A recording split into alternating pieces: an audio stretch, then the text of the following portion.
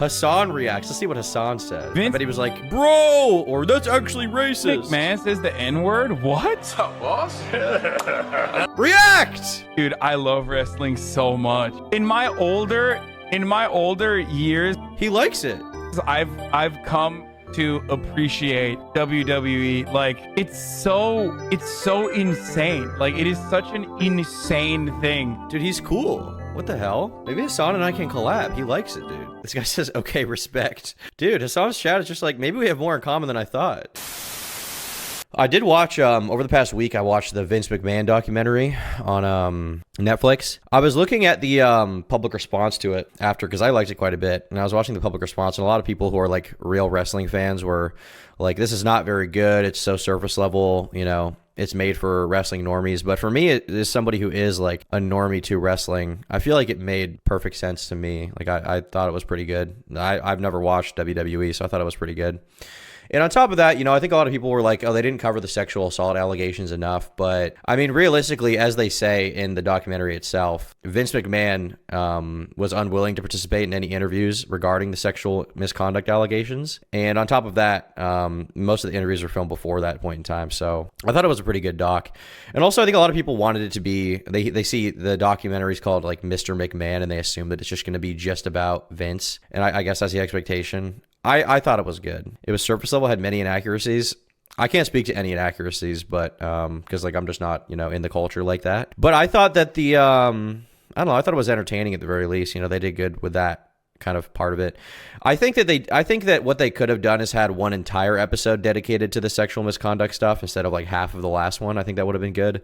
But I still don't think that it should have been like a 6-episode series and all the sexual misconduct, because realistically, Vince McMahon is not a good person that should be talked about, but there's so much other stuff that also happened with the WWE that should be talked about, so many other characters and moments that it's not like, you know, the entire story of WWE is him raping, allegedly, you know. It's still important to talk about, obviously, but I thought it was pretty good.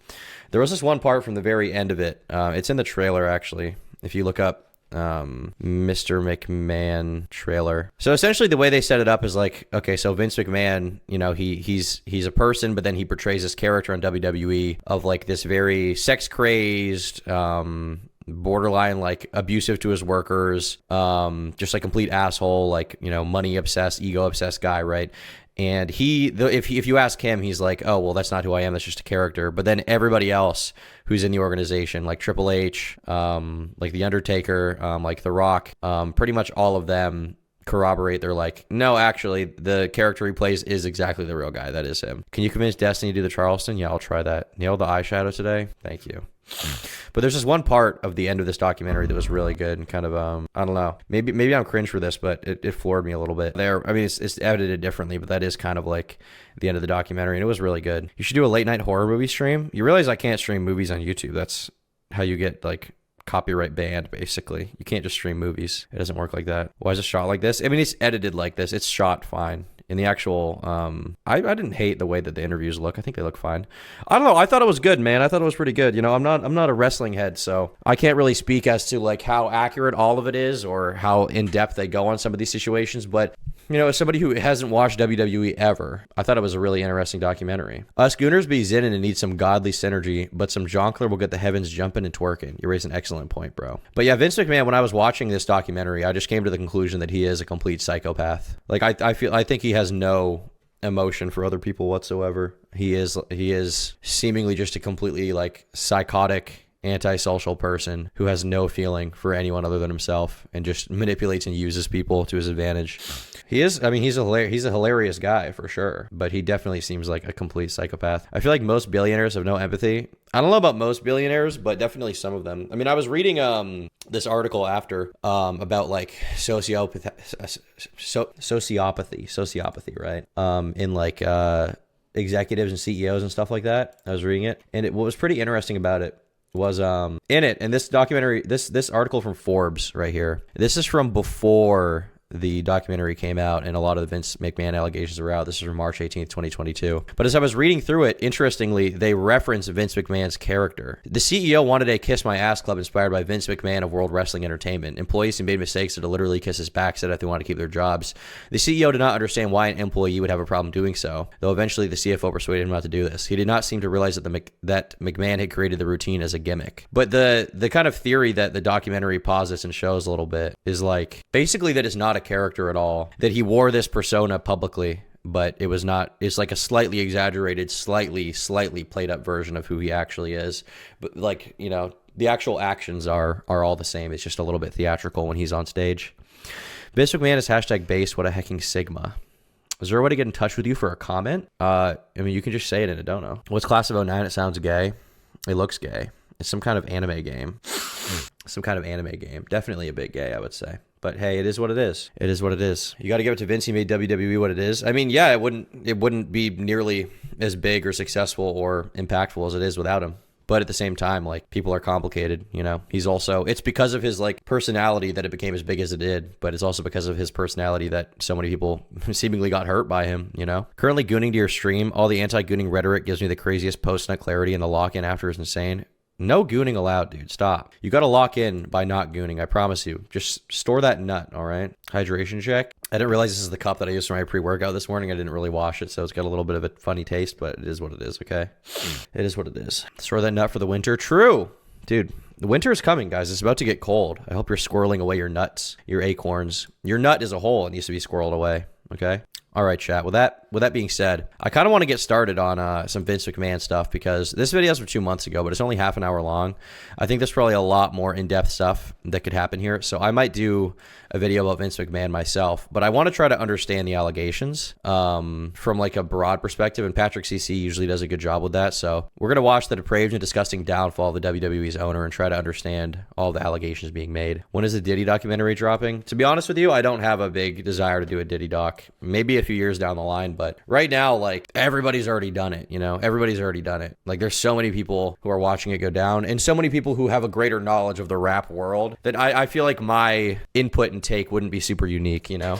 That's my thoughts on that. It feels like every other day we see someone throw their entire life's work away because they use their money and power to fulfill their darkest desires. Vince McMahon was the mastermind who bought his father's wrestling promotion and turned it into the multi-billion-dollar company we know today as the WWE. Many of the ideas, characters, storylines, legendary matches, and controversial moments can be credited to Vince's sick and twisted mind. Not only did he run the company, but he was also the most notorious villain who played the character of the psychopath businessman. We would later find out that this was no character. Vince was just as evil off-screen as he was on-screen. Recently, horrifying accusations have come to light regarding Vince's sick ways. Brutal assault, crime cover-ups, and human trafficking are just a few of the many reasons why he has formally stepped down as the CEO of the WWE. Today we are going to look into the unraveling of Vince McMahon's life and career, and show all of the obvious warning signs we missed along the way.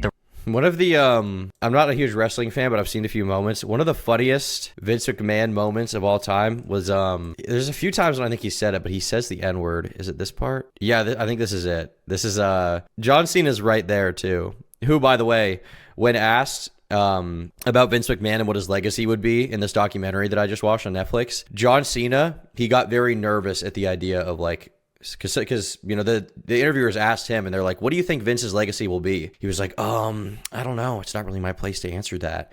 And the same thing happened with The Rock and a lot of other people. They seemed like, on one hand, they were very willing to talk about what Vince had done for them, but at the same time, they were very unwilling to talk more about who Vince is as a person. And I think that that's probably because they, even when the documentary was being filmed, they probably knew that there were some rumors behind the scenes about Vince that might come out later, and they didn't want to be, you know, sort of caught up in that. How fascinating is it, by the way, that the WWE created some of the like most popular movie stars of our time? Jason Momoa, did he do WWE? I actually don't know. Okay, he actually didn't. I think the guy I'm thinking of is there's a guy that looks like him. What's his fucking name? Roman Reigns, that guy. I mean, obviously he's super famous.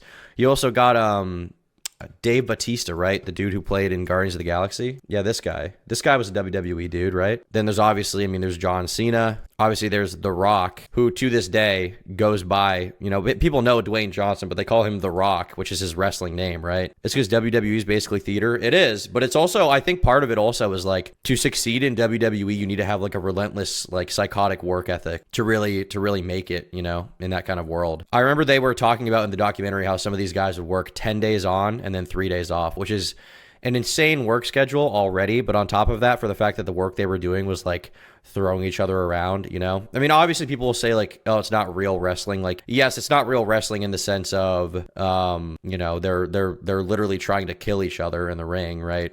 It's not real. It's not quote unquote like real like UFC is. Like, there is pre-planned parts of it, but they're still throwing each other around, right? You're still hitting someone in the head with a chair, which is not good for them. They still get, you know, concussed. They still bleed. There's a lot of real blood there, you know? It is staged, and ideas behind it are pre-planned, but it's not like perfectly choreographed. It's not like they're on like wires or they're being like flung around, you know, when they're actually fighting.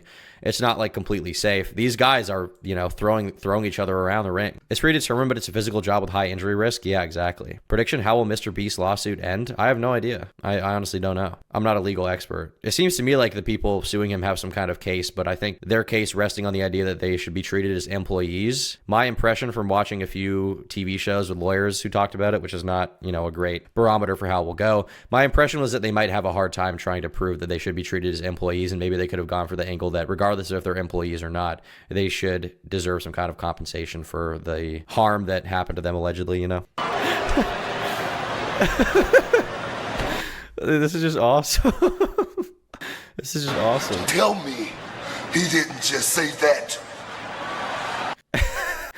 Apparently he had a history of this too. Apparently he had a history of like wearing do-rags. What's up, Holmes? What up, G?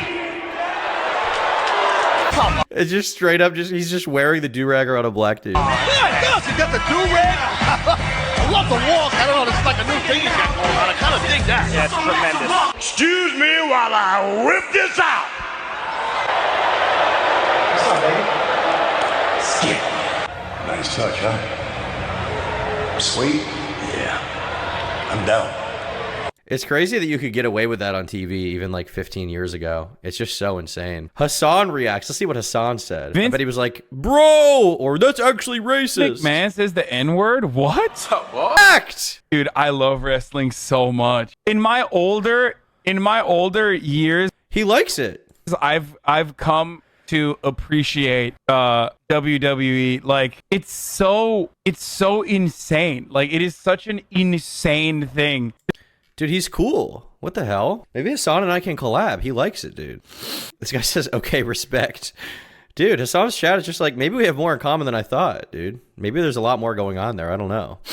Booker T calls Hulk Hogan the N-word. Let me tell you something, Gene Oken. You out here talking about a clique. The only clique you need to know about is the Harlem Heat and Sister Sherry. See, because what you dealing with here is the brotherhood. It's non-stop from this point on in WCW. We take what we want, and after we take Lex Luger and the Giant, we want the gold, sucker. Hulk Hogan, we coming for you, nigga. I should point out for the record. You can see he thought it was funny. He looked at her and laughed after. He had to turn around. I'll come when we're coming for you. Just fucking awesome, dude. Come on out, you rapist! Oh, there he is! Oh my god, bro. I did not expect that. I did not expect that. Here comes the chairman of the Holy World shit. Wrestling Federation. Wow.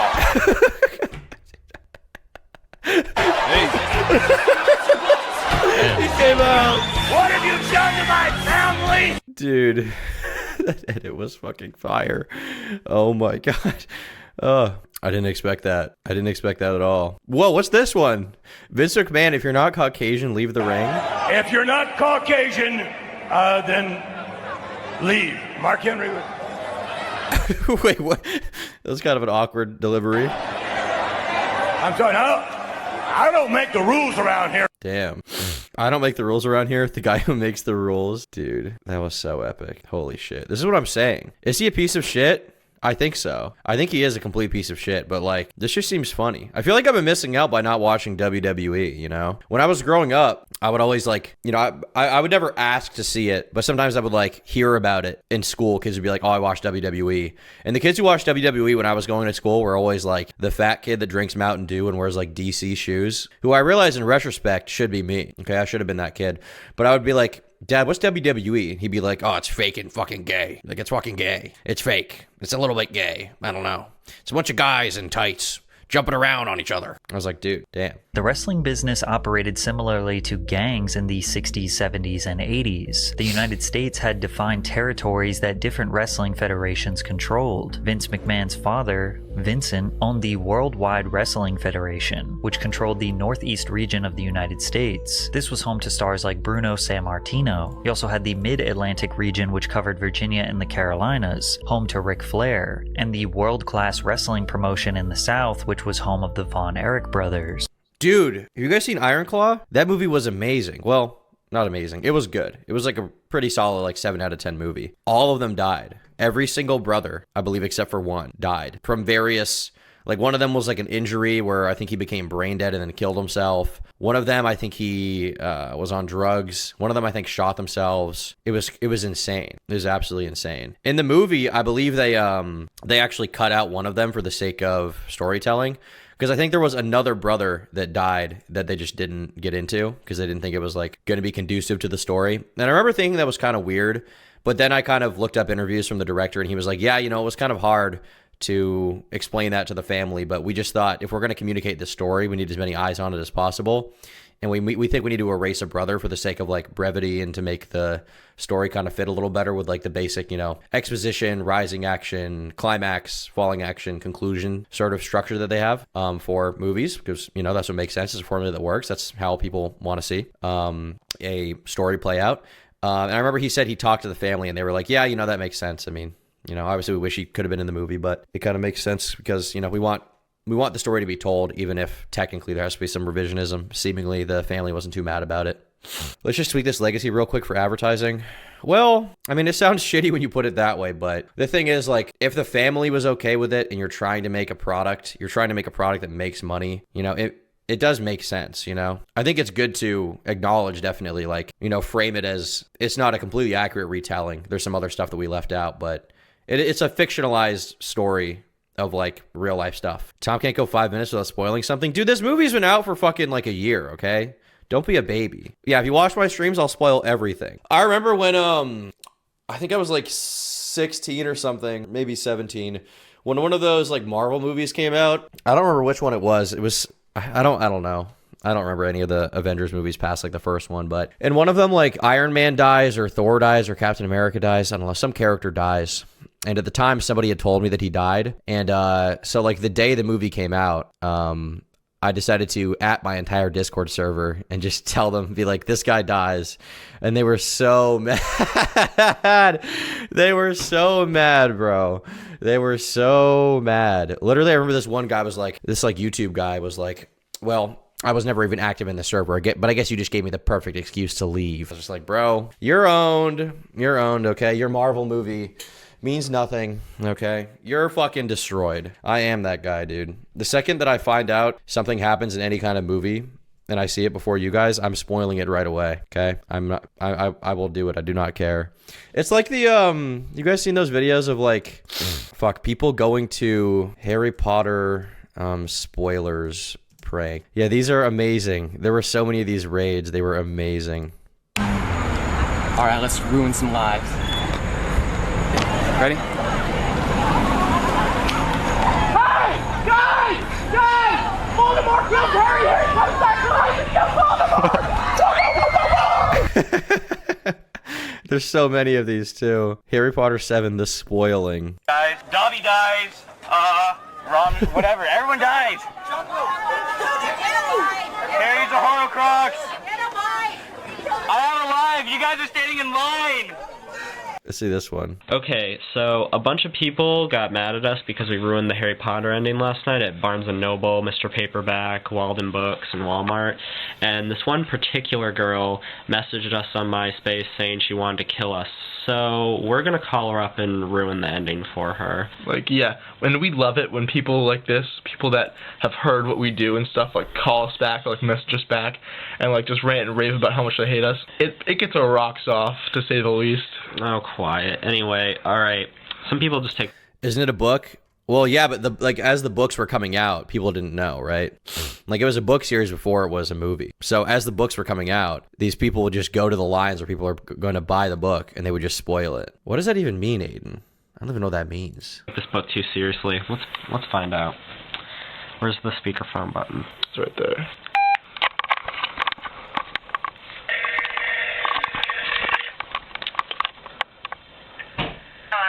Hey, it's Eric. Who? Eric. Eric who? Snape dies, Fred dies, Dobby dies, Hedwig dies, Voldemort dies, Malfoy dies, Wormtail dies.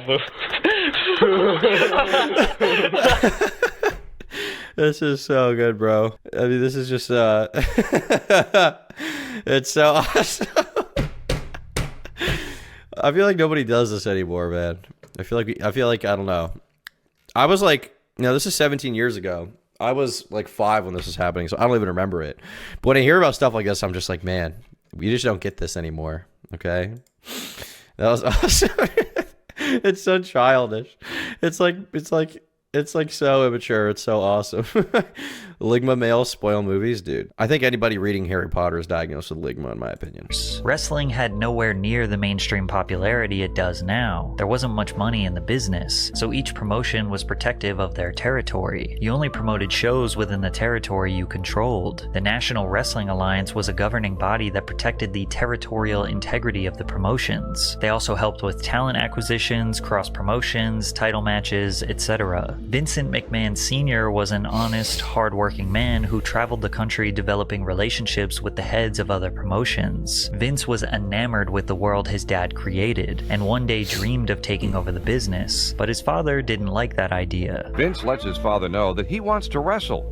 His father is adamantly opposed. He wanted me to have a more secure future. He wanted me to be an accountant or an attorney or something like that, and I really wasn't cut out for any of the above. In 1972, his father finally gave him an opportunity to be a promoter all the way in Bangor, Maine, one of the smallest and most difficult places to generate excitement. Maine! OMG! Now, I'm curious if he's going to get into some other stuff, because there's a lot of other details about Vince that I feel like he's not getting into here from his childhood. Being an adult, there's a lot of lore about Vince McMahon that I think will kind of paint it in an interesting light, maybe the reason why he is the way he is today. Vince McMahon was born in Pinehurst, North Carolina, to Victoria and Vincent James McMahon, who left the family when McMahon was still a baby, and took McMahon's older brother, Roderick James McMahon III. Roderick, I didn't know people were actually named Roderick, with him. McMahon did not meet his father until the age of 12. McMahon's paternal grandfather was the boxing promoter Roderick James Jess McMahon, whose parents were Irish immigrants from County Galway, whatever the fuck. McMahon was raised under the name Vinnie Lupton and spent the majority of his childhood living with his mother and various stepfathers. He later claimed that one of his stepfathers, Leo Lupton, beat his mother and attacked him when he tried to protect her. He said of the experience, "It is unfortunate that Lupton died before I could kill him. I would have enjoyed that." And there's also some rumors, some claims about him being sexually abused as a young child, and just being physically abused in general, which, essentially may have contributed to the kind of strange person he is in modern day. He seems like he was a sex addict. Nick Dior looks like a young Ludwig Erhard? Who is Ludwig Erhard? He kind of does. What the hell? He kind of does. Although in fairness, if Nick just lost the weight, I don't think he would look that much like this guy, but he kind of does. Look up Little Orphan Terrio. Aiden, you're a weirdo, dude. If you're making me look up something weird right now. I'm pulling this up on the second tab over here. What is this? Man, that movie was some bull. Can we watch Willie Dynamite? Oh, this is no movie, Little Orphan Terrio. This is your new life. I mean, if you know how to kill. Oh, I know how to kill him. Ooh, kill him. Ooh, kill him. Ooh,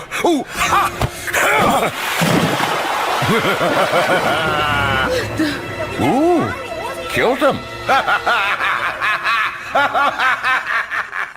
What the hell does this mean? Is that supposed to be Vince McMahon? I don't understand. What the fuck does this mean? What does that mean? I'm kind of scared. Mr. Beast. Have you seen My Swamp? Yes.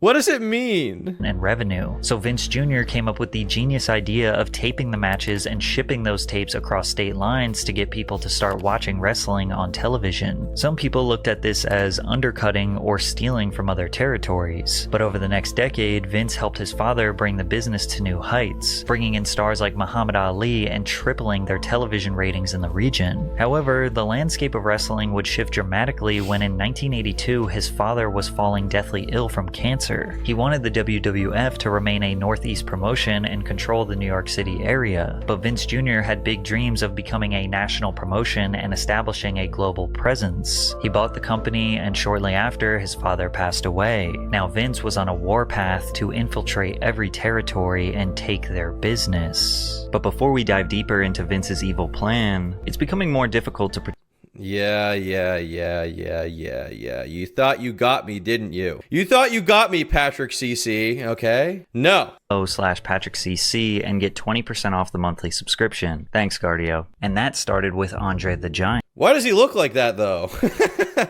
What the fuck's wrong with his face? Sorry, that's a bit mean, but what's going on? He looks like Clayface is a person. What is this? What is this? He had a disease? What is it? Giant disease?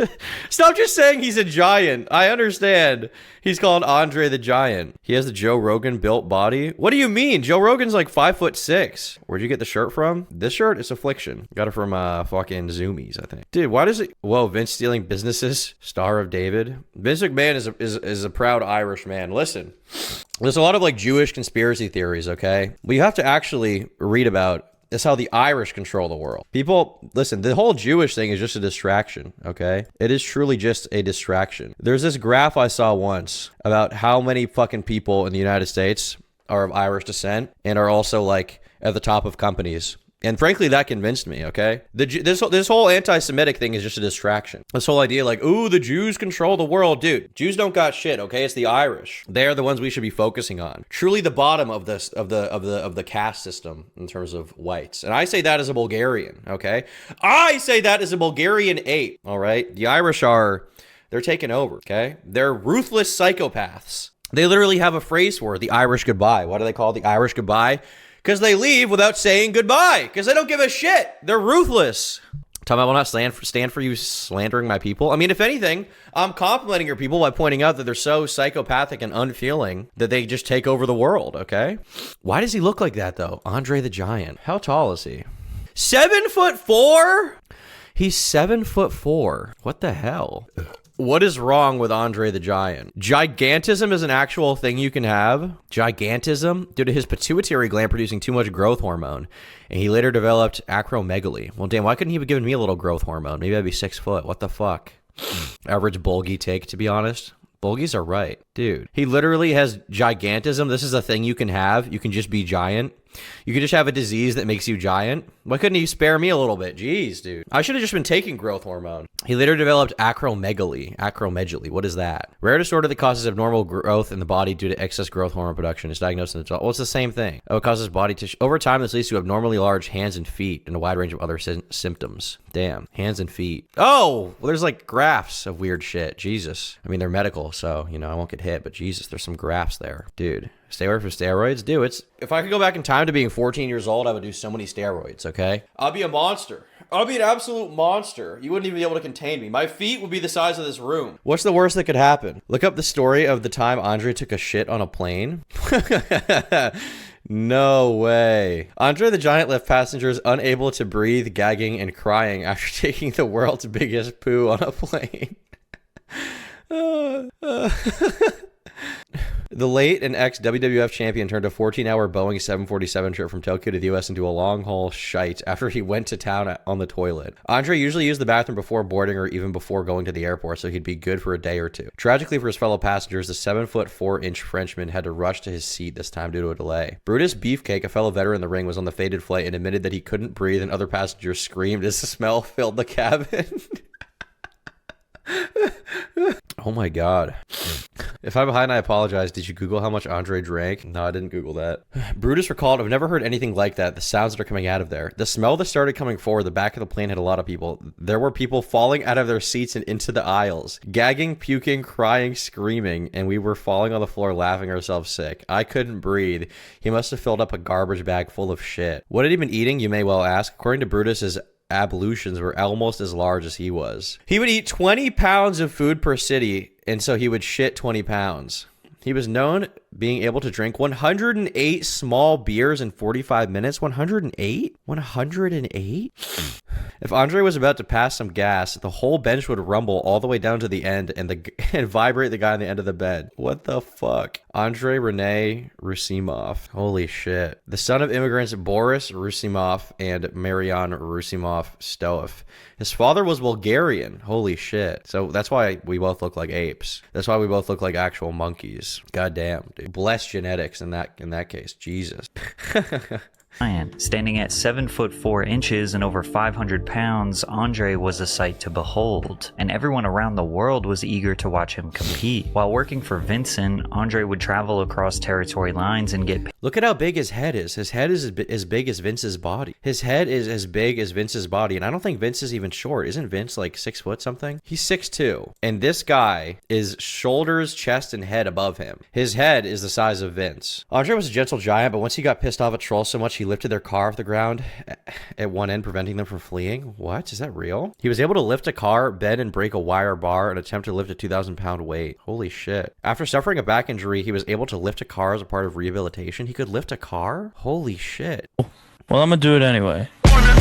So this is just him lifting a car. That's insane. The thing about Andre the Giant was he chose to entertain rather than undergo medical aid so he could live longer. Damn. Yeah, that seems like the case for a lot of these guys. It seems like they're really addicted to wrestling and they do it, you know, over anything else. And ultimately their health issues just be damned. They'll punish their body and their mind in the pursuit of greatness, which, you know, I respect to an extent, but I think, you know, obviously there are consequences that come from that if you know, choose to make that your life. Can he bench though? Dude, I'm sure he could bench like 1,000 pounds. Incline bench 470 for 6 reps without ever lifting before.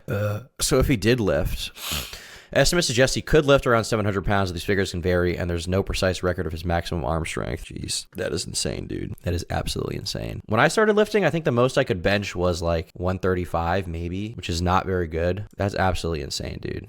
What's wrong with Andre the Giant? He's Bulgarian. True. Paid a fee to help draw bigger crowds to smaller promotions. Hulk Hogan was another traveling star who was... Wait, okay, one more question. How much did he actually weigh? How much did Andre Giant weigh? 520 pounds? Oh my god. 520 pounds. Holy shit. This guy could throw me like a football. That is absolutely absurd. Check out Andre and the Princess Bride. Andre the Giant, the Princess Bride. Oh, is he in this? I forgot this.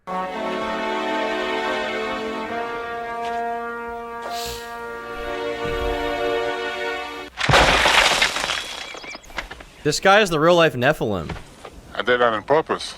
I don't have to miss. I believe you. So what happens now? We face each other as God intended. Sportsmanlike. No tricks, no weapons. Skill against skill wrong. You mean... Dude, this guy is so massive.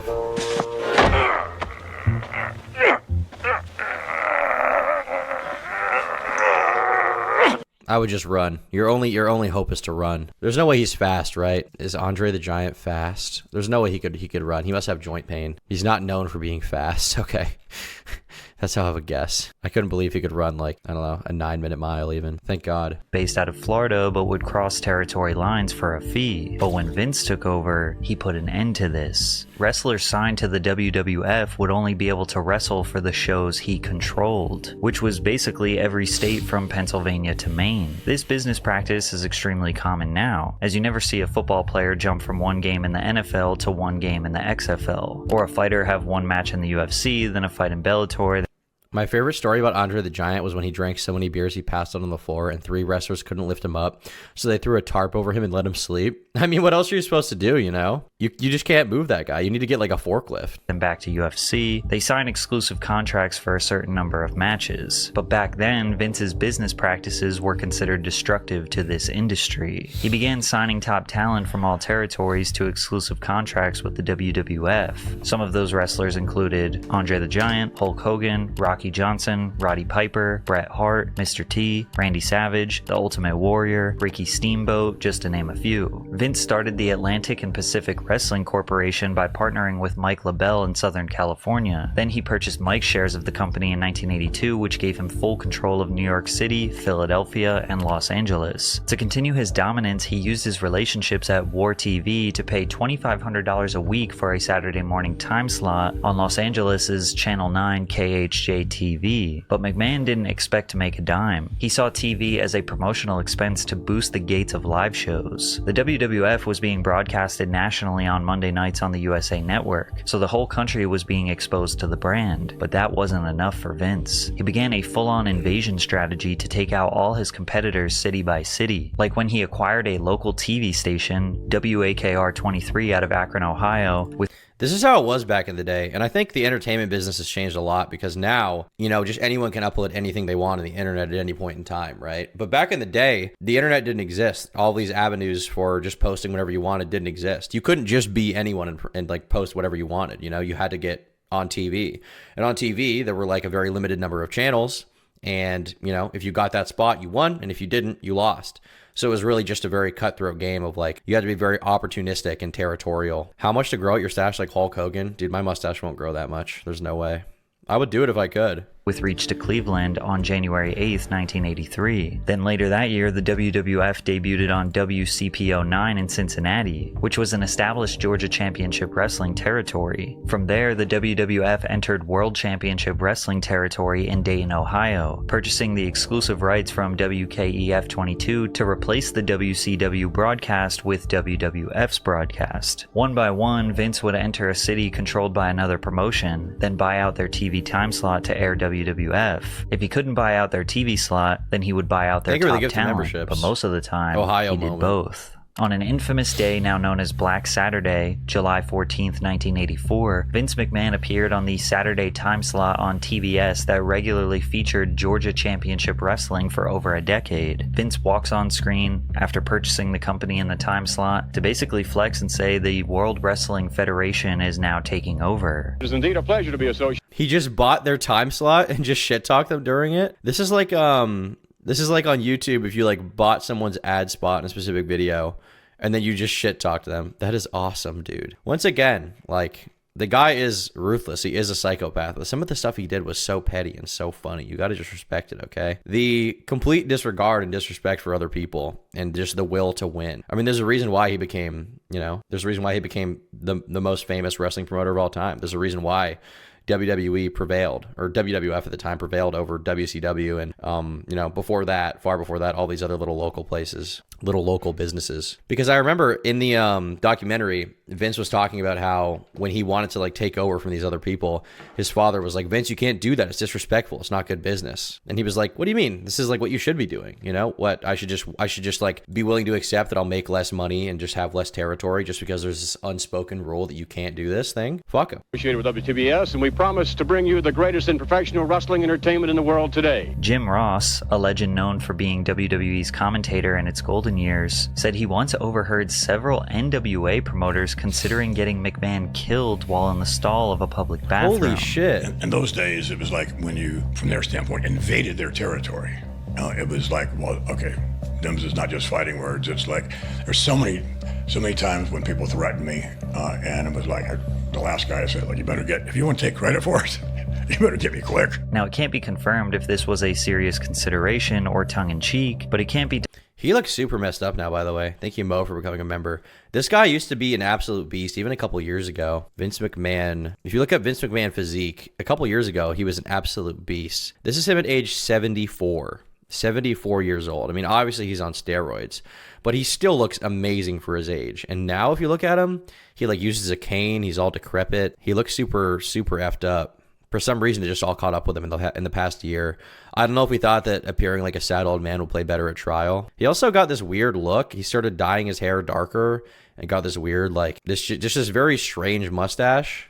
This very strange, thin mustache that is only like on the top of his lip, and that's it. I don't know why he decided to do that. But he used to be an absolute beast, and now he just looks like, he looks pathetic. He looks like Mr. House. He does look like Mr. House. Like, this was him just a few years ago. He looked, you know, older, but he looks like he could be in his like 60 or something, even though he's like close to 80. And he was still absolutely jacked to the gills. But now, I mean, look at him. He's like hobbling with a cane. He's all fucked up. His voice sounds weak.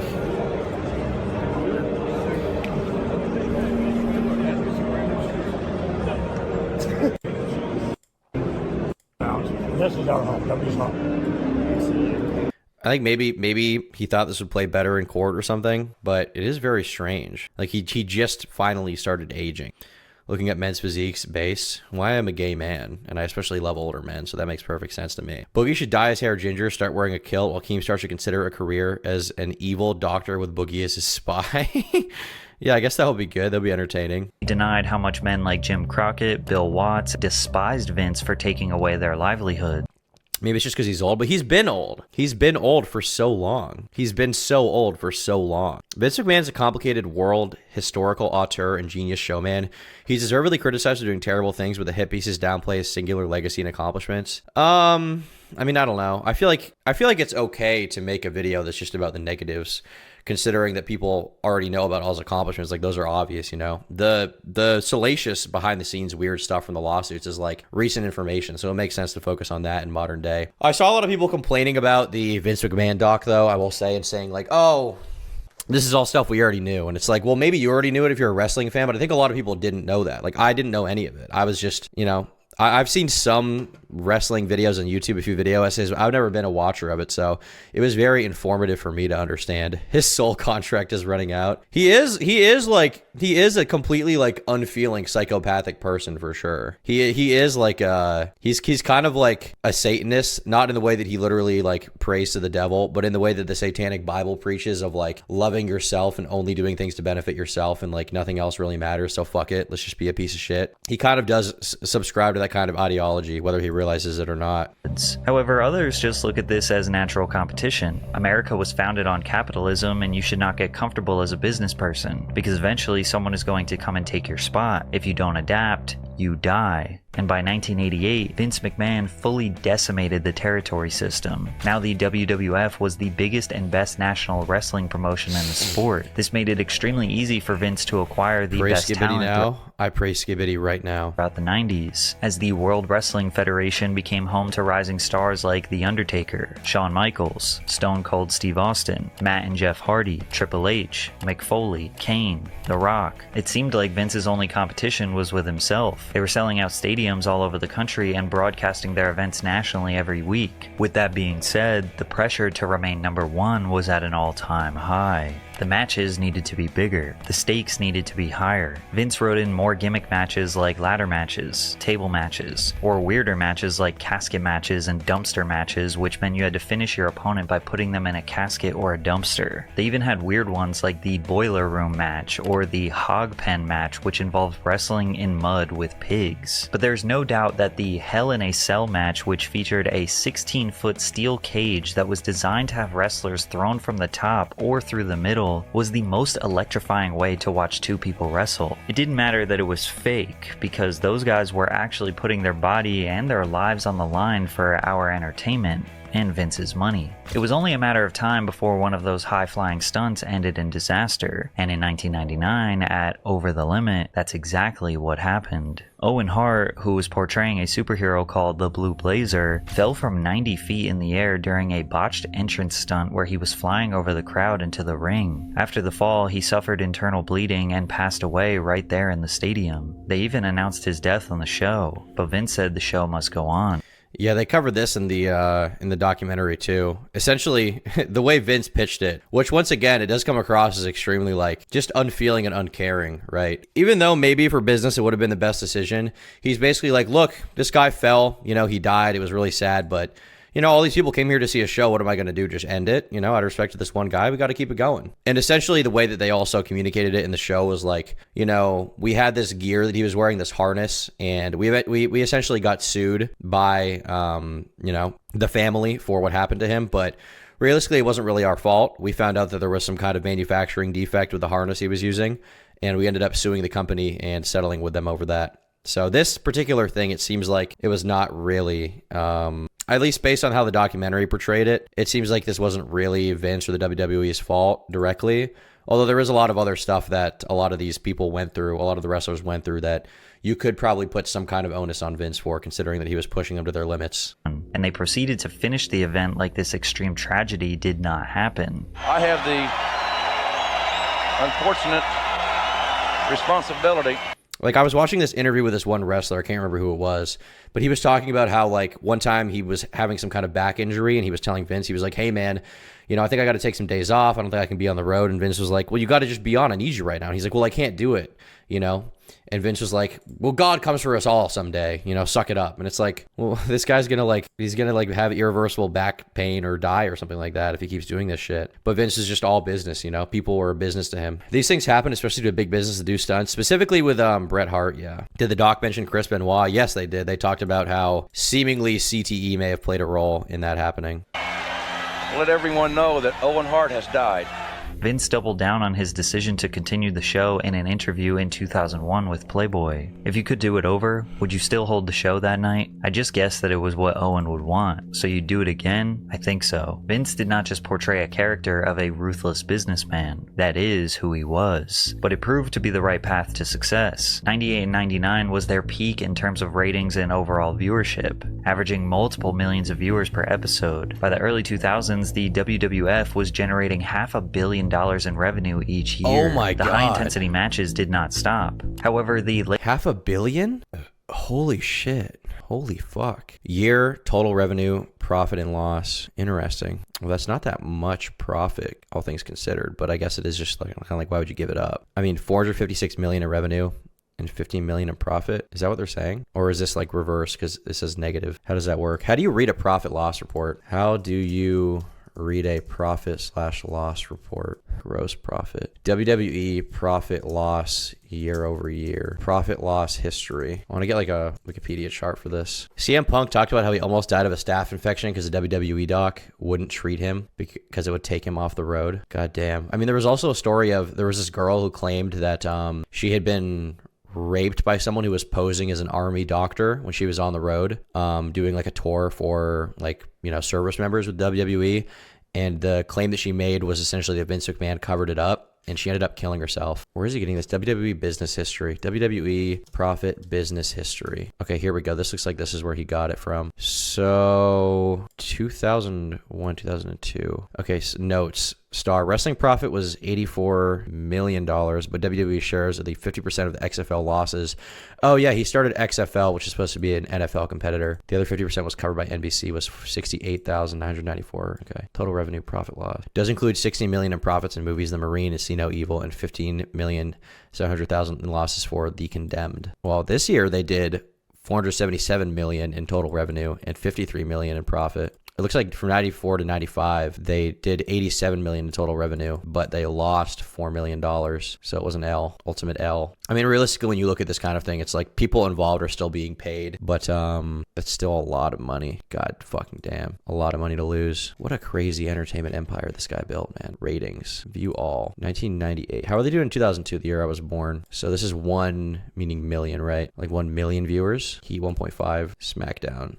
So Raw and SmackDown are the real winners for them, right? The other shows are kind of eh. Would your wrestler name be? I think it would have to be like the Silverback or something like that. You got to think of the massive payroll they're churning out. Yeah, I mean, I'm sure, you know, all the wrestlers are making, especially at the top, buckets of money. Isn't Hulk Hogan like near billionaire status? Or am I wrong about that? How much money did Hulk Hogan make? Not in WCW. 10 million per year in his prime. Okay, I was really off, actually. Super off. But still, some reports revealed that Hogan earned $13.7 million from 1996 to 2000. After retirement, he got $2.5 million in WWE as he signed with WWE under a Legends contract. Can you address your Mongolian allegations? I am Mongolian. Genghis Khan is my father. in my wife. $1 billion in revenue each year. The high-intensity matches did not stop. However, the late 90s and early 2000s definitely saw a shift to more in-depth storytelling, which brings us to the infamous Attitude Era. This era is defined as the most ruthless, chaotic, over-the-top violent, and edgy time in WWE history. Scripts were changed the day before, the day of, or even in the ring. The wrestlers were rugged, rude, and in your face. And Vince found himself at the center of these stories because what is more anarchist than beefing with your own boss? Vince portrayed the character of a manic, power-hungry, yet also kind of pathetic CEO of the company. His rivalry with Steve Austin, which began in '97 after Austin hit his boss with a stunner, drove ratings through the roof. And this is the thing in regards to this character, every single person, from what I remember in the documentary that wasn't Vince, said that the character is exactly how he is in real life. Vince was the only one that was like, oh, it's just a character, you know, I'm completely different. Nobody really knows who I really am. But every other person, I think including Triple H, said that he's essentially the same guy. Hulk Hogan even said in the documentary, he was like, I feel like I don't even know the real Vince McMahon. I feel like I never really knew the guy, I never really connected with him. He's the evil Lego boss from Lego Movie. Yeah, exactly. He isn't a bad person. Vince, he seems like a pretty bad person to me. He still accomplished a lot of really crazy, great things, but he doesn't seem like a great dude, you know? This beef was insane. Austin once held McMahon at gunpoint in the ring, although the gun was fake. He drove down the ring with a beer truck and sprayed Vince down with a fire hose of Coors. He even snuck into the hospital where Vince was injured and beat him up on the bed. This all culminated with Austin having a full-on match against Vince and his son Shane. This storyline set the tone that Vince being intertwined and involved with the lore was good for business. Then again, Stone Cold Steve Austin was such a superstar. The whole rape thing always gets overblown. What do you mean the rape thing gets overblown? What's overblown about rape? What's overblown about that? What do you mean by that? It gets overblown. Charlie did a video about this that was kind of interesting. He talked about this one moment in the documentary that's really interesting. When Vince is talking about the rape allegations. I want to bring this up. Accused Vince McMahon raping her. Alleged rape of Rita Chatterton. Rita Chatterton was a female referee in the WWF that accused Vince McMahon of raping her, and it led to a lawsuit. And the interviewer during the documentary brings this up to Vince McMahon to get his perspective. He claims it was consensual. And then I wrote this. Nowadays, rape can be almost anything. Well, I mean, this is not about like nowadays. This is like something that happened decades ago. This next part down verbatim, because this shit was stunning. Like, this shit, a lightning bolt could have hit me and it wouldn't have been as shocking as what Vince McMahon said next. After claiming it was consensual, he said, had it been rape, the statute of limitations had worn off. I'll read that one more time for a little double take, a replay on the Jumbotron. Had it been rape, the statute of limitations had worn off. Like, it's just a very weird thing to say. Someone asks you about a rape allegation, you're like, no, it was completely consensual. But even if it had been, I mean, the statute of limitations was up. As if this idea that it happening so long ago would be like, oh, whatever, you know. Like, Vince's morality seems to be super, super twisted. Hey, Tom, can you check out the Styx Hexenhammer 666 situation? Roman TV is keeping tabs on. It's interesting stuff. Maybe later. Star that he could beef with a mop and it would be entertaining. In the Attitude Era, you could no longer just be an athlete to be a WWE star. You needed to have personality, charisma, excellent speaking abilities to be able to sell a fight and keep these millions of fans engaged. And if you didn't, well, then the writers would come up with your storyline. And you won't believe some of these shocking and twisted narratives that Vince approved or came up with himself. In one of the most bizarre storylines, Kane announced that he was driving late at night with Katie Vick, a girl he loved since he was a teenager. He could not drive stick and they crashed, where she ultimately lost her life. Then Kane attends her open casket and for 6 minutes on live television he fondles her corpse, undresses her lifeless body and gets intimate with her before grabbing her internal organs and drinking the blood from them. I'm gonna give you what you want. And I'm gonna take what I always wanted. Just necrophilia plot. Do you find the study of how billionaires behave in general interesting? Whether it's McMahon or a Rothschild, they're a different breed. Yeah, I find it interesting in general. I mean, I didn't do a study about it. I'm not a scientist, but like reading about that stuff is definitely interesting. Yeah. Like I was reading this article called The Psychopathic CEO from Forbes, which is kind of interesting. Quote, he's a charismatic leader who inspires people to follow him. I'm getting Rolex ads. You can see what I was looking up the other day. A strategic thinker who can master the details. A tireless worker with incredible focus and problem-solving skills. He's well liked by his employees, but is also able to make and execute unpopular decisions. Above all, he's an exceptional communicator who can convey a vision to any audience, from Wall Street to the most junior employee. The quote above could describe an ideal CEO, but it's actually a portrait of a corporate psychopath. Provided by a law enforcement official who declined to be identified because they weren't authorized to publicly comment. People with psychopathy crave power and dominant positions, experts say, but they're also chameleons, able to disguise their ruthlessness and antisocial behavior under the veneer of charm and eloquence. In the most extreme clinical cases, those traits have allowed serial killers to elude capture. Plenty of normal people who do fucked up shit if they had money and resources to get away with it. That is definitely true. I think the ultimate test of who someone truly is not when they're going through a really hard time and like they're being heavily scrutinized and like they know that they could face consequences for their actions. The ultimate test of someone's true character is when they're put in a position where they have the ability to abuse others and how they act during that time period, you know? I think that's the ultimate test of someone's morality, when you find out who, like, where their moral compass truly sits. But you know, the way they're describing some of these CEOs here and the way that Vince McMahon is described and portrayed that I believe to be accurate is not as like somebody who was a normal person that got corrupted over time. It's more of somebody that like psychologically is off. And that's why they were able to succeed in the way that they were, by being ruthless and cunning. When it comes to the corporate world, nonviolent corporate psychopaths are not running from the law, but instead rushing to the executive suite. One route to grabbing power for the highly intelligent psychopath is to climb the corporate ladder. There is a real chance that at some point a chief financial officer will be confronted with a psychopathic boss. Roughly 4% to as high as 12% of CEOs exhibit psychopathic traits according to some expert estimates, many times more than the 1% rate found in the general population and more in line with the 15% rate found in prisons. I would say that psychopaths or people with psychopathic traits thrive in chaos and know that others don't. So they'll often create chaos at work for this reason, says Tara Swart, a neuroscientist and faculty member at the MIT Sloan School of Management. As a right-hand person and with an element of control over the finances as well as strategy, CFOs can work to create certainty and stability for people to mitigate this. A psychopath is different from a psychotic person in that the latter is a person who has lost touch with reality, often suffering from delusions. This is like your Patrick Bateman type guy. While the former is not detached from reality, but lacks empathy and doesn't care about the consequences of his or her actions. Psychopaths are generally considered intelligent, manipulative, and charming, and lack the ability to learn from mistakes or punishment. One also really interesting part of the documentary is they ask Vince about his like mind and what's going on with him psychologically, and he's like, in my mind there are 3 computers at all times running. And they're like, what are those computers thinking about? He's like, well, one of them's thinking about work, and one of them's thinking about work, and the other one's thinking about something really fun. And they're like, what do you mean? And he's like, well, it's thinking about sex. And it kind of hints at this idea that this guy is like a very sex-obsessed person who may be some kind of sex addict. If he's in an interview, keep in mind, Vince, to my knowledge, is straight, I think. He's in an interview sitting with just like some bald dude in a room getting interviewed about his career. And in his mind, in the back of his mind, he's thinking about railing someone, right? Like he seems to be a very kind of perverted person. Or what about the time when Chris Jericho ambushed Chyna, tied her up in a dark room, and began torturing her by beating her with a hammer, which actually broke her thumb, so her painful screams were real. Vince was a big fan of humiliation, so he developed...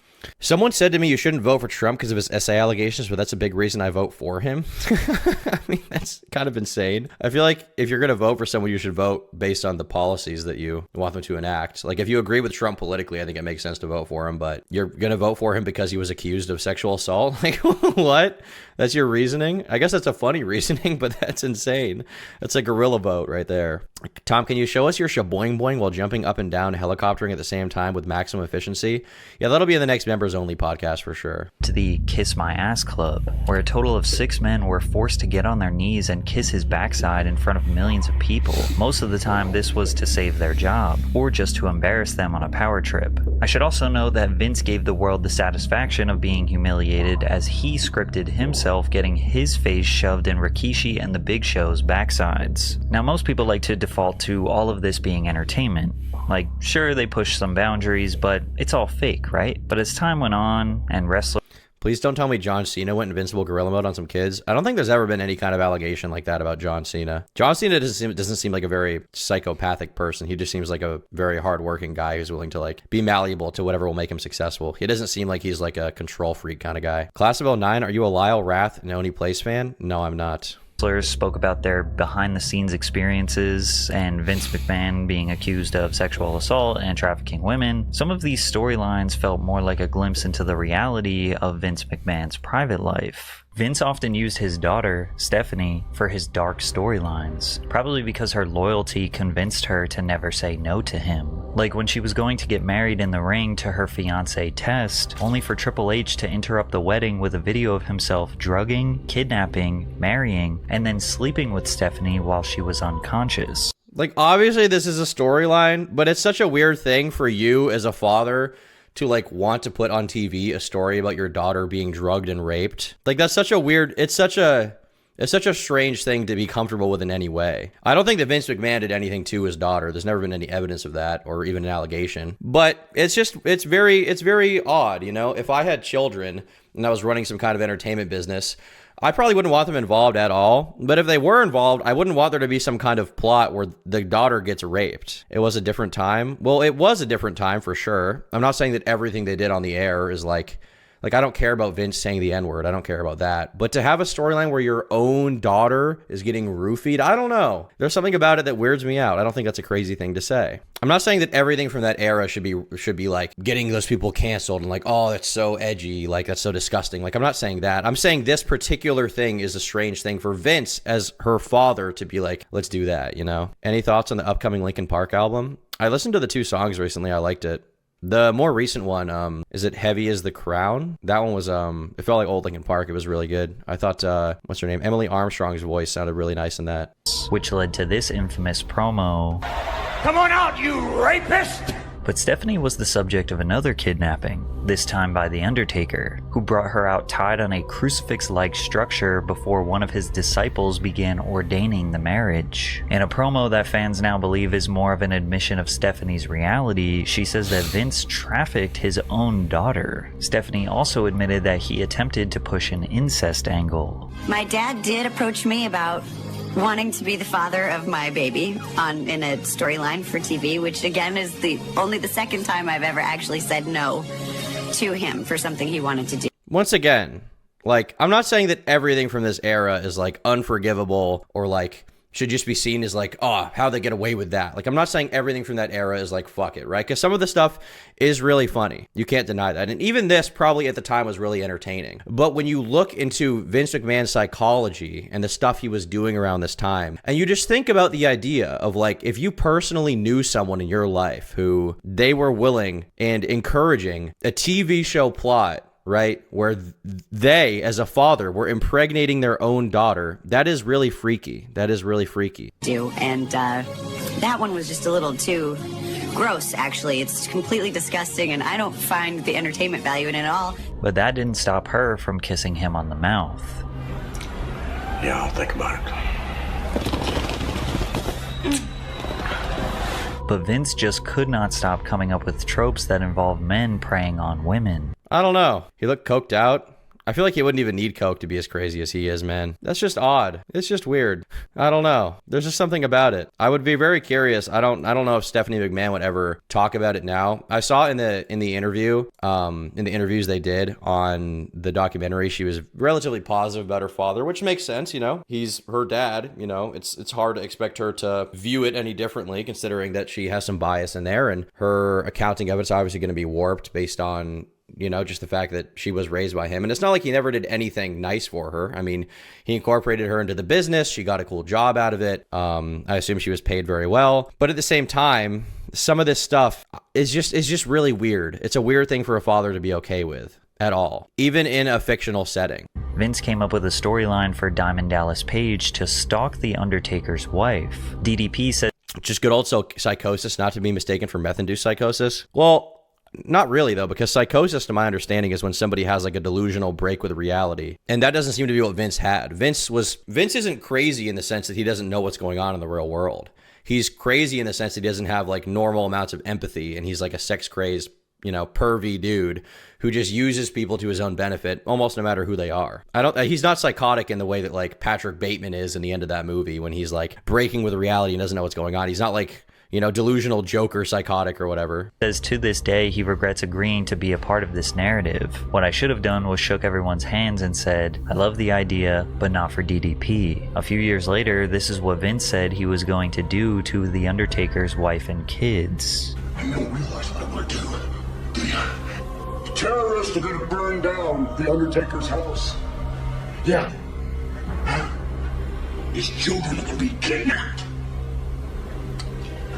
His wife, she's going to be right by a motorcycle gang right in front of the Undertaker. That's the plan I want to implement. Look at his face. Finally, Vince was able to find a woman who could take his twisted ideas to a whole new level, as he scripted himself a mistress, Trish Stratus. Trish played a character of a woman who slept with the boss to advance her place in the company. At one point, they even wrote that Vince's actual wife, Linda, was so ill she needed 24-hour nursing care and was on copious amounts of drugs. He then brought her out in front of the entire world to make out with Trish right in front of his wife. Vince was brutal towards his wife. He even wrote in a scene where his kids repeatedly slapped their own mother to sell a promo. Whatever it takes to get ratings, right? And even though Trish was doing everything she could to advance her place in the company, it wouldn't be long before she was the one who would get humiliated, as he once... I mean, this is the thing about, I mean, the other day we watched that video about the D'Amelio sisters and like them being on reality TV, and we talked about family vlogging channels, and I think how, you know, that's generally a bad idea. Even though obviously a lot of the stuff they're portraying here is fictional, there does seem to be some truth to it. But even without that, right? A lot of turmoil can easily come from having your entire family on TV portraying, you know, their family, even though it's in a fictional setting. A lot of turmoil can come from that. And ultimately, some interesting things from the documentary was also like, you know, within it, Vince was talking about how, you know, the heir to the throne, ultimately, you know, he was like, oh, it could be this person, but he never really gave it to his son, Shane. And Shane seemed very insecure about that fact because he just wanted to impress his father from the start. Meanwhile, Stephanie was the more ruthless businesswoman, more similar to her father in ways. She didn't take any shit, and a lot of the wrestlers were kind of in line with that kind of line of thinking, right? But then you saw on WWE that same kind of shit was being said. Like Vince would straight up call his son basically a pussy in the ring while saying that Stephanie was the one who was deserving of the true title. It's very strange to be reflecting the behind-the-scenes family drama and feelings through this fictional show. And I think a lot of it, you know, is very revealing about probably what was going on behind the scenes with the family. Vince was epic and the ridiculous storylines were goated. Sucks he did all that other shit, but when he found Stephanie, that was the best pay-per-view ever. Or when he fought Stephanie, that was the best pay-per-view ever. Yeah, I mean, that's the thing. It is really entertaining and you can't deny it, right? It is super entertaining. But it seems like Vince is willing to do anything for entertainment. And, you know, ultimately also, you know, as a showman, he was portraying this character of like this guy that he is in real life, but that's just how he was too. All the wrestlers basically, you know, pretty much all of them, I think maybe except for The Rock, maybe, because, you know, The Rock probably doesn't want to speak ill of Vince. Pretty much all of them said Vince is the exact same person that he is behind the scenes as the Mr. McMahon character he portrays in public. Anything for the content? Yeah, basically. Anything for the content was the entire motivation. He even stripped her down in the ring and forced her to bark like a dog. He even tried to get her to join the Kiss My Ass Club. Oh, I'm gonna unbuckle my belt. But The Rock saved her. Vince's idea of easing up on women was by giving them a new match gimmick, the bra and panties match. This match gimmick was when the female wrestlers would only win the match if they stripped their opponent down to their bra and panties. They also had wet t-shirt contests and spanking matches. Vince was constantly writing storylines where women had to provide him with some sort of sexual favor. How badly do you want to be a WWF superstar? Tori Wilson spoke recently about how she never wanted to play the sexy role and how she tried to convince writers to get her to do more stunts. Fit Finley was amazing putting matches together and just trying to make us look the best he could. Yeah. And I often would ask him if I could please get thrown into the stairs or like crazy, not crazy things, but like, you know, I just really wanted to get hurt. Yeah, there's this like baseball slide into a chair, like it's some part of your Hall of Fame reel, and I'm like, oh my gosh. Stuff like that. So like, I wanted to do more of that, but it was I was like kind of laughed at. Ultimately being constantly forced to do these raunchy matches and skits that only showcased her sexuality. They did pick some absolute baddies though. You know, they knew how to pick them. This is like Fox News, you know. I remember growing up, I'll be watching the TV with my dad. My dad loved Fox News. And, you know, you switch to like any other channel and, you know, obviously it helps to be attractive in any industry, right? It's a good thing to be attractive, you know. I don't think it's a super huge coincidence that, you know, obviously I'm not, okay, let me preface this. I'm not saying that PewDiePie is not an entertaining dude. I'm not saying he's not an entertaining, fun guy to watch.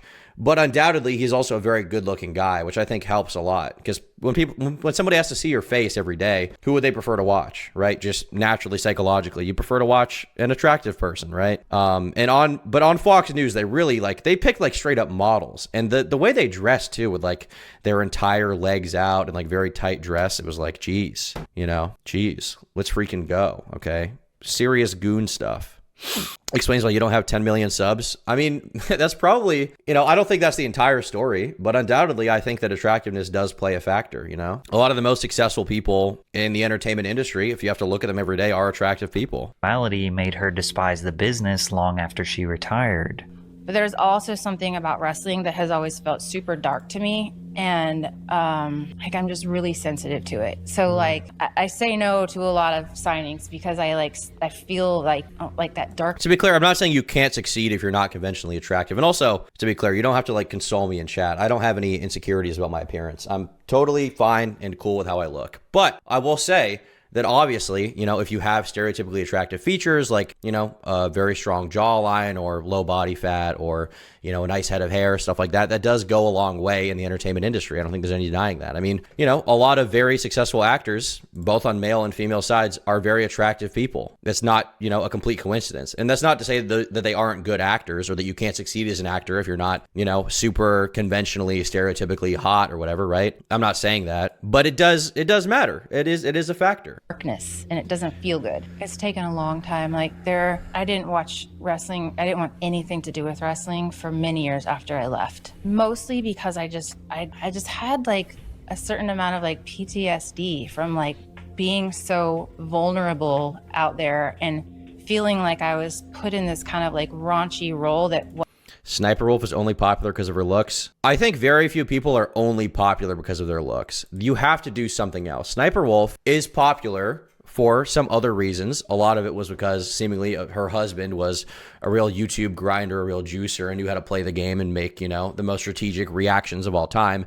But undoubtedly, if Sniper Wolf was very ugly, then her videos would not have worked out, okay? It's not only that she's attractive, but without that piece of the puzzle, it wouldn't work. She would have to do something else. Wasn't me. So while most people thought that these raunchy matches, risque promos, and twisted narratives were just Vince McMahon going over the top to boost ratings, we found out 2 decades later that it was even darker behind the scenes. It was so bad for Ashley Massaro that it ended her life. Massaro was first introduced to the WWE in 2005 when she met a casting director during a swimsuit pageant searching for contestants for the upcoming 2005 Raw Diva search competition. She decided that this was the right decision to finally shoot for her dream job as a WWE wrestler. Upon winning, she received $250,000 and a 1-year contract with the WWE. Ashley faced significant challenges during her early WWE career. August 22, 2005, she was attacked backstage by fellow divas Candice Michelle and Tori Wilson, leaving her with a back injury. Despite this, she recovered and won the first ever 3-on-2 bra and panties match. After this, she continued to appear in the promotion,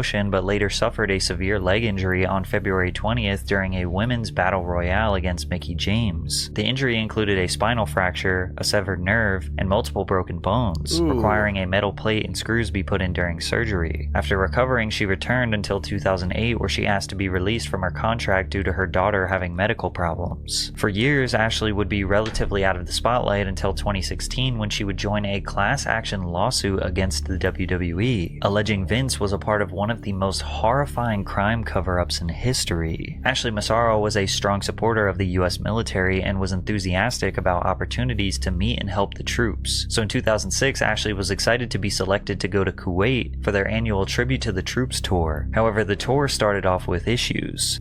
I'm curious if the people who made the documentary watched this video at all. I mean, in fairness, this video came out 2 months ago. The documentary just came out. So the documentary was probably in production for a long time, but they seem to be using a lot of the same footage and pictures that Patrick used. I mean, It could just be coincidentally, you know, that's also the most popular footage and well-known relevant stuff of her, but a lot of the shots are like exactly the same from the documentary on Netflix. Saudi Arabia, Massaro experienced harsh treatment from several men because of cultural reasons which made her uncomfortable, and after arriving in Kuwait, she began suffering from menstrual cramps and was taken to a military base for dehydration treatment. At the base, she was given an IV, and later a man wearing an orange t-shirt and cargo shorts, claiming to be a US Army doctor, injected her with a substance that made her body paralyzed while still being conscious. He then moved her to a non-treatment room where the man violently R-worded and sodomized her while a woman guarded the door. After returning to the A woman guarded the door? It was a whole setup? Jesus Christ. And why influencers get caught? Do you see porn as the root cause and should be banned, or is it more which is first, chicken or the egg? I mean, I don't think that. Here's the thing, not everybody that masturbates to pornography, because so many people jerk off, right? Not everybody that jerks off to porn will become a porn addict or get into really freaky shit. It's hard to say what comes first, the chicken or the egg, you know? I don't think that it's fair to say that, like, oh, you know, with Chris Tyson, you know, or Dr. Disrespect, which Doc, I think a lot of people forget, Doc was also into some weird shit. Doc was into individuals of the male to female variety. He was messaging one of them sexually, which is really interesting. But I don't think that like one thing can tell the complete story. It's kind of, you know, when someone dies, the coroner's report will talk about like comorbidities. I think it's like multiple things. I think that generally people with like weird proclivities who are like into really weird shit tend to be porn addicts, you know? Like I would guess that pretty much most pedophiles completely are porn addicts. But I don't know like if it's because of the porn that it made them that way, or if it's like, or quote unquote made them that way. I would guess it's more like they had some kind of proclivity for that from the beginning, and then the porn kind of unlocked them within themselves. But I can't really say, you know? I can't really say. I'm not a psychological expert. I'm speaking in layman's terms here. The US, WWE's Dr. Rios called a meeting with Ashley Massaro to discuss the incident. She was unsure. Do we influence the media as much as the inverse? I mean, it's a two-way street. It's a two-way street. The media is reflective of what people want, right? So like the media that succeeds is a reflection of what people want to see, right? A lot of people will be like, how could this be popular? How could this ever be popular? And it's like, well, the simple answer is that millions and millions of people want to see that kind of content and want, like, they're watching it. You wouldn't even know about it if people didn't want to see that kind of shit. Obviously, there are like some industry plants that just fail, but you know, a lot of industry plants end up becoming really successful because like the industry, you know, board members, the white suits behind that content understand what people want. But media can also influence you a lot as well. You know, like there's this idea that like, I think there's a lot of justified pushback against the idea that like violent video games cause school shootings or violence in teens, which is just not the case, right? It's not the case at all. You know, the average person playing Call of Duty is not going to end up becoming a violent person. But if you have some kind of like preconceived proclivities for violence or to do violence, and you're like engaging in a lot of that content, that kind of stuff that's like simulation and fantasy for the average person can become like a fantasy that you imagine that you want to be a reality in real life, you know? Goon addicts probably get bored of normal stuff, you know? Yeah, I mean, it's like with any other addiction. Like when you're gambling, you know, if you're a gambling addict, eventually the small hits don't give you the rush anymore. You got to get bigger and bigger hits, bigger and bigger donations, bigger and bigger contributions to your pool of money that you're going to gamble with, right? The same thing happens with anything, right? When I started off with Zins, right? One of the 3 milligram ones would make me want to throw up, right? The first time that I was at VidCon, I think I was at my Airbnb and a Cheeto gave me a Zin. I thought it was going to make me throw up, and it almost did. But now I'd probably have to do 4 of these at once to feel like I'm going to throw up. And this is the 6 milligram one, because that's how addiction works. You slowly desensitize yourself. The brain gets very easily adjusted to that kind of thing. And like the argument for pornography is like, well, initially you start just gooning, you know, and like the first time you watch porn is like, oh my God, this is the most amazing thing ever. I'm gooning. But then the further you go down that kind of line, eventually the kind of, you know, depending on the kind of person, obviously, there's people who are preconceived to this kind of thing. But you know, a lot of the time at first, the porn that you watch, you know, that gets you off is not going to get you off. And so people get into like weirder and weirder shit. That's how you have people who are like jerking off to like furry art of like dogs having sex that are like anthropomorphic animals. Like I find it very hard to believe that somebody from the start, I mean, there are cases where, you know, that does happen, but I think it's exceedingly rare. I find it hard to believe that most people that are into that kind of stuff, their first exposure to porn is that. I think it's like a slow progression to that kind of thing.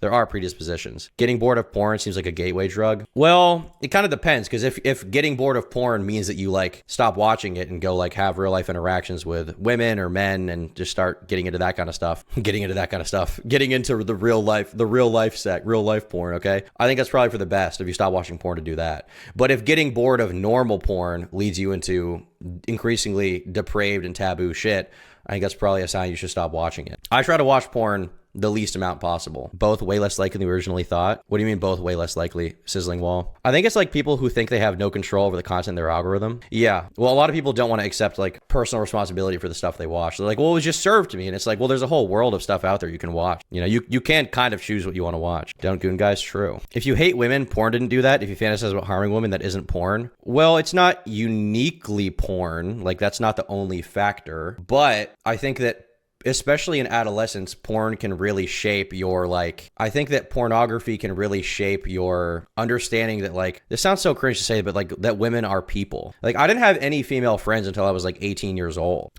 And I think part of that is just because I'm a weird person, you know? But part of that also is like, I just didn't see being friends with women as like a valuable thing. You know, I saw girls as like, oh, if you're friends with a girl, you must just want to date her, you know? Like I didn't really have any interest in being friends with any girls. I just didn't. I meant both not as common as gateway drug and getting bored of porn is very rare. Yeah, but for those that do happen, it's very bad, you know? I think a lot of the time. It's still a statistical anomaly overall. I actually read an article about how sex is getting more violent because of pornography that's produced. Yeah, I mean, that's definitely possible, for sure.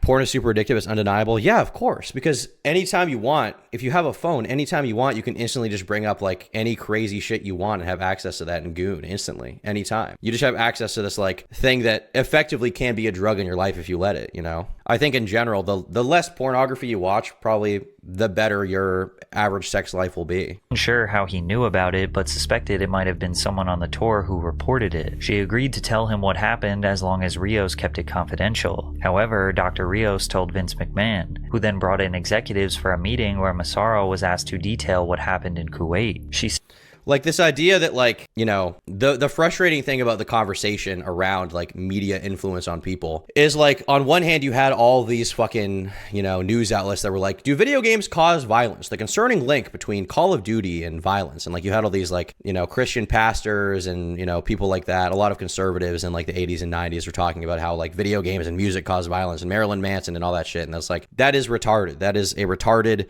like completely deluded sense of the conversation that needs to be had. But I can tell that in my own life, media has influenced me, you know? Like, for example, when I started going to the gym, okay, I'd say I'm at the point now where I am proud of the progress I've made. Okay, I am. Okay, we'll be a little gay here. Okay, I am proud of the progress I made in the gym. Okay, but for a while it was very hard for me to, you know, to even like see any of the progress I had made, to see like the weight that I had gained and like the muscle I had gained. It didn't even matter to me.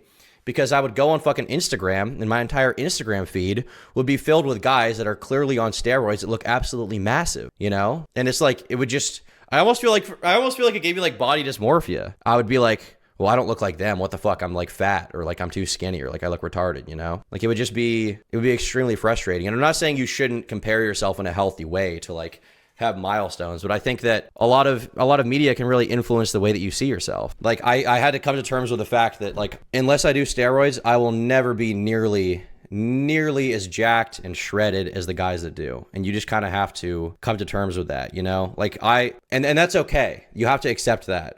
Or else it will lead you down a very dark path where you're doing a bunch of steroids and you get your life super fucked up for vanity reasons, you know? It's called bigorexia, yeah. Like, I just had to come to terms with the fact that I will never look like the Tren twins, because I'm not doing Tren, you know? And that's okay. That's okay. That is okay. But even now, I have to like remind myself sometimes, it's like, Jesus, chill the fuck out. You're okay. You know, it's good to be critical of yourself. It's good to be striving to be better. It's good to want to be, you know, more jacked or more lean or whatever the fuck. But it's not good to like obsess over this shit and let it ruin your mental state and think that like no progress you've made matters. It's very, very unhealthy. He said, Vince did at least apologize for what I went through, but then stressed that if I disclosed this incident, it would ruin the relationship between the WWE and the US military. He told me to not let one bad experience ruin the good work they were doing. His lack of sensitivity in referring to my ordeal as one bad experience left me speechless. In a filing the next month, WWE called the claim a stale and baseless allegation and denied Massaro had ever reported a sexual assault to anyone affiliated with WWE, saying she had been heard telling others that the doctor had done an inappropriate pelvic exam before a judge dismissed the case in 2018. Less than a year later, Ashley wrote letters back to all of her fans that were sharing love and support for her bravery. Then the next day, Ashley tragically passed away on May 16, 2019. She was 39 years old and is survived by her daughter. An important statement that Ashley made during this lawsuit was never released to the public until 2024 to back up Vince's new allegations by Janelle Grant, which we'll get to in a second. Ashley's statement said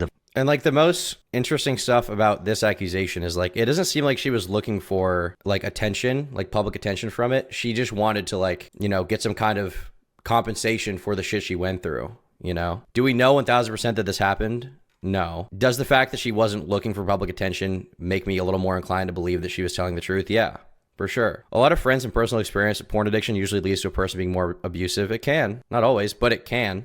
The following. During my time with the WWE, I had observed Vince McMahon making out with other divas in the locker room, but he never paid any attention to me, and I assumed I was not his type. This changed after my Playboy cover was released. I was fortunate enough to be allowed to fly on the company jet and stay at the same hotels as the executives for a period of time. On one of these occasions, Vince was attempting to get me alone with him in his hotel room late at night, and I felt extraordinarily uncomfortable. He began calling the hotel room phone and my cell phone non-stop. I called Kevin Dunn, a producer, to explain the situation, and he said I should tell Vince I was not feeling well and would see him on TV the next day, so I did. Immediately after that night, Vince started writing my promos for me. Vince does not write promos for female wrestlers. That is the job of the creative department, and he certainly wouldn't have, under any normal circumstances, written a promo for me, but he did, and the promos were written with a clear intention of ruining my career. Like, if true, this is so insane, right? Like, she denies a sexual advance, and as a result, he begins finding ways to write her to be humiliated and write her out of the business, right? Like, and if you watch the promos that they showed during some of the documentaries, it does seem to be the case that after this point in time, a lot of the, you know, plots with her involved became explicitly designed to humiliate her. It was completely retaliatory because he didn't get what he wanted. In addition, after that night, each time I walked by him, he would make vulgar sexual comments that were clearly designed to make me uncomfortable. These claims can be backed up by former boyfriend and wrestler Paul London, who said that Vince was constantly putting predatory pressure on her. Many times when she would be crying to me because Vince was propositioning her to fly on the jet with them. Like Kevin Dunn, Bucktooth Bucky would be telling her that she has to fly on the jet with them, or that he might, you know, possibly, or every now and then, if she was at the, you know, they'd always put the divas up at like the TV hotel or whatever, you know, he'd be knocking on her door and, you know, trying to get her to answer. And it's just like, I'm shocked this Vince stuff is just now coming out. The walls were slowly closing in on Vince McMahon. He was able to escape Ashley Massaro's horrible allegations, but it was only a matter of time before his evil past would catch up to him. In 2022... And the thing is with Vince, you know, he'll portray it all as like it's all false allegations. I didn't do any of it. And, you know, obviously, like, innocent until proven guilty in a court of law is really important. You know, I think that is important to acknowledge. But when there's so many claims from so many different corroborating sources and so many people coming out with very similar stories, independent of each other, it really makes you question, like, what's going on here, you know? Vince McMahon agreed to pay more than $12 million to 4 women who were affiliated with the WWE over the course of 16 years. It's alleged that the women also signed agreements which prohibited them from discussing their relationships with McMahon. The settlements include a $7.5 million pact with a former wrestler who alleged that Vince McMahon coerced her into giving him oral sex and then demoted her, and ultimately declined to renew her contract in 2005 after she resisted further sexual encounters. This controversy was enough to make Vince McMahon finally step down as CEO of the company, but in January of 2024, Vince was slapped with another lawsuit. Nobody cares IRL, and it's just because it's a workplace, Tom. It's just because it's a workplace. What do you mean nobody cares IRL? Do you think that like, what do you mean nobody cares? Do you think all the people involved in real life don't care? Do you think that like the girls that are making these claims don't care? What do you mean by that? Like, I think decreasing the amount of stuff that happens like this is good. And it's not just because it's a workplace that it's a problem. Like, that's not the only issue. A lot of the claims would be issues even outside of the workplace. There's a woman that claims that Vince like sex trafficked her and defecated on her face. That's not only a problem because it occurred in the workplace. The workplace stuff just exacerbates the problems because of the position of power that Vince McMahon was in. This time jam-packed full of evidence that would make the whole world understand who he truly is. Janelle Grant, a former WWE employee, accused Vince McMahon of abuse, sexual exploitation, and humiliation during his tenure as chief executive. Grant alleged that McMahon lured her with promises of career advancement but then exploited and trafficked her to other men within the company. Grant first met McMahon in March of 2019 through a manager in her apartment building, where McMahon also lived. She was seeking employment after her parents' deaths. McMahon promised her a job at WWE and showered her with gifts, but the meetings turned inappropriate when one time McMahon approached her in his underwear and pressured her into sexual situations. As such, when in his underwear, just walked in the room like, yo, check out my junk. In a Speedo. Like, obviously this is very dark, but the funniest possible thing is to imagine Vince like in a Speedo walking into the room with like his like the Vince McMahon strut. How do I do this? Let's see if I can communicate this. Just walking in his fucking, in his undies like, so you want a job, don't ya? Like, jeez, bro. Dark. Yikes. Soy Jack. But how does that affect you personally? McMahon pushed Miss Grant for a physical relationship in return for long-promised employment at WWE, she felt trapped in an impossible situation, submitting to McMahon's sexual demands or facing ruin. Miss Grant feared she had everything to lose and faced negative consequences no matter what happened. In June of 2019, Grant began working as an administrator coordinator in WWE's legal department. After giving her a job, Vince McMahon's sexual demands increased, and he began sharing explicit photos and videos of her with other WWE employees and executives. Despite Miss Grant's expressions of unhappiness and attempts to end the sexual relationship, she came to understand that McMahon expected the physical relationship to continue as a part of her employment. In March of 2020, McMahon began sharing sexually explicit photographs and videos of Miss Grant, including pornographic content he recorded with other men both inside and outside the company. You can even see these text messages of him admitting to doing so. She even tried to express that she These compliments will keep coming on, baby. Just wait and see. I totally understand and agree being scared of communication of photos. Johnny gets drunk and sloppy, could easily make a mistake that could cost him his job and yours too. Verbal communication is the way to go. That said, have you and Johnny talked about breakfast tomorrow? She did not want an associate named Johnny, aka John Laurinaitis, receiving pictures of her. The lawsuit then goes on to describe not one or a few, but countless extremely detailed situations in which Vince used his I just passed my phone around to a bunch of guys on the tech crew. They were screaming, OMG, she's fucking beautiful. Look at that ass. I'd like to get that. I paused to count out loud how many guys there were. 12! I then said, okay, there's 12 of you, and she would love to fuck each and every one of you at a time. At one time, the guys cheered, but she'll only do it if she takes 3 at the time. That brought a huge reaction. She wants one deep in her ass, one way down her throat, and one in her pussy. And you can pound her and keep on pounding her till you pop your load. She may scream and try to say no, although it would be difficult to say anything with a cock down her throat. They laughed. I then said, listen, he's just saying it. He's just saying it straight up, dude. He's just saying, like, look, I showed this video of you to everyone at work. They all thought it was great. By the way, we should all do it together. 12 at once. Jesus. His power to break her down, exploit her sexually, demand and force her to give herself to him and his associates, whether it was by serving executives during work hours in offices or serving WWE superstars to keep them satisfied and prevent them from leaving the company. Control that can only be described as sexual slavery. If you read this text message, you can see an example of him trying to coordinate a schedule for his associates. Exactly, baby. He's not the only one. Blank called me this afternoon begging to eat you and blank you with his nice and hard. Give me another week and I'll be ready. I'm feeling more like myself. It's not great, but it's getting better. Tell him soon. I already told him, baby. By the way, Johnny wants Tuesdays, but not this coming one. An occasional Saturday. Maybe I can shift to Thursday nights. Johnny would like all the above. Jesus. He's just passing her around. Associates to take turns with this woman, only for her to respond that she does not want to and for him to keep begging. Multiple other text messages from Vince were shown in the lawsuit where he deeply explains his desire to traffic her to men throughout the industry. As one example of McMahon's extreme depravity, on May 9th, 2020, he defecated on Miss Grant during a threesome, and then commanded her to continue pleasuring his friend with feces in her hair and running down her back. Like, what needs to be wrong with you for you to be into this? What needs to be wrong with you to be into shit and shitting on a girl's face? What needs to be wrong with you? Like, literal poop maxing, but in the bedroom. What the fuck? How?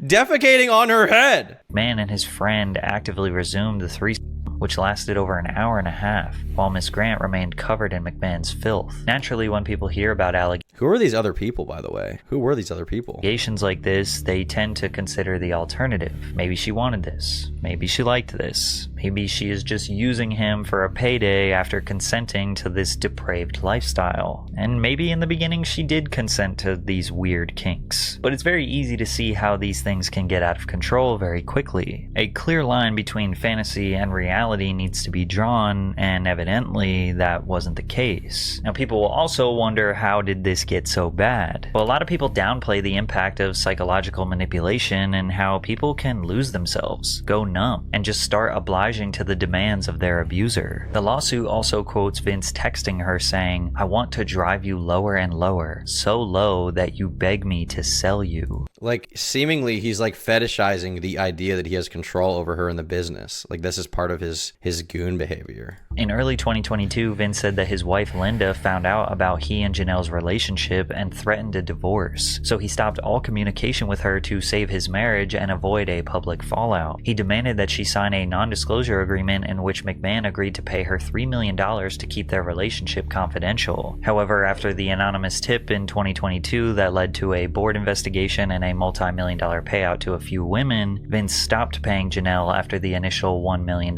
installment. Vince has vehemently denied any wrongdoing. He also put out a statement saying he and Janelle had a consensual relationship that lasted a little less than 3 years and ended in early 2022. He also added that Grant texted him explicit images of herself and messages expressing love for him, along with her wanting clothes and other gifts. We remain confident the evidence will prove Miss Grant's allegations are false and her complaint is nothing more than a fabricated, vindictive narrative from a disgruntled former girlfriend. But in July of 2023, federal prosecutors executed a search warrant for McMahon's phone and served him with a grand jury subpoena. And it seems like since then, which has now been a year, the feds have been building a case against him. Just a month ago, they asked Janelle if she would agree to essentially put her case on hold while they investigate him further. She agreed. So it seems like any day now the feds could present the world with years worth of evidence proving him to be the exact same depraved, disgusting, abusive, power-absorbed freak he conveyed himself to be on television for the past 35 years. And the thing is, I think karma is real, and it's good that this stuff is coming out, I know there's a lot of claims. It's going to be difficult to sift through it. We'll have to see how the trial goes. But ultimately, when it comes to Vince, he kind of got away with it, At this point, he's almost dead. Even if he goes to jail now, he's going to go to jail for a year? He doesn't seem like somebody who's particularly concerned about his legacy. He doesn't seem like somebody who's particularly concerned about people, loving him, after he dies. He became a billionaire off of it. And now what? Maybe he'll go to jail for the last year or two of his life. Maybe. Imagine being McMahon's lawyers. I mean, it's a difficult position to be in. It's like with the Diddy thing where you saw the investigators were like, he had 1,000 bottles of lube. And the lawyer was just like, well, they buy in bulk. Like, that was his explanation. People buy in bulk. Americans love to buy in bulk.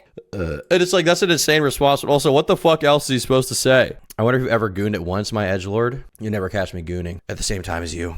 Vince is insanely health conscious. He'll probably live another 20 years. You think so? I mean, he was doing steroids for a long time. Imagine that has an effect on the body, no? This article by Defector apparently didn't like the doc too much. Mr. McMahon is an incomplete portrait of wrestling's reprehensible kingpin. How will Vince McMahon be remembered? The question drives the new Netflix documentary on wrestling's most famous promoter. Mr. McMahon is named for the character that the real-life McMahon portrayed on TV starting in the late 90s, and the documentary tries to untangle the fiction of that character from the reality of the man.